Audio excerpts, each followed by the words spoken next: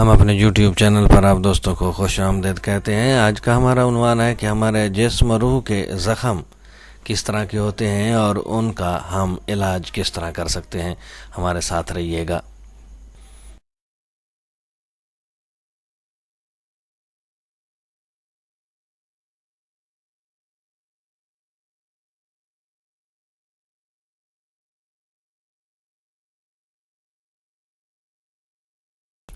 غم زخم ہوتے ہیں، لوگوں کی باتیں زخم ہوتی ہیں، محرومیاں زخم ہوتی ہیں، گناہ بھی زخم ہوتے ہیں، مایوسی زخم ہوتی ہے، اور ان سب زخموں کو بھرنا ہے تو قرآن پاک کو سمجھنا ہوگا۔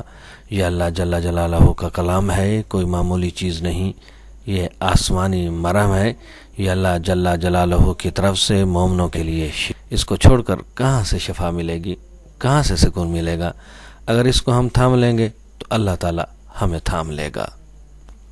ہماری روح چیخ چیخ کر کہہ رہی ہوتی ہے کہ مجھے قرآن دو، میری خوراک قرآن ہے، مجھے اللہ نے آسمان سے بھیجا ہے، اللہ نے میرا سکون آسمانی کتاب قرآن کریم میں ہی رکھا ہے۔ لیکن ہم اپنی روح کو مصنوعی چیزوں کی خوراک دیتے رہتے ہیں، کبھی میوزک، کبھی کچھ۔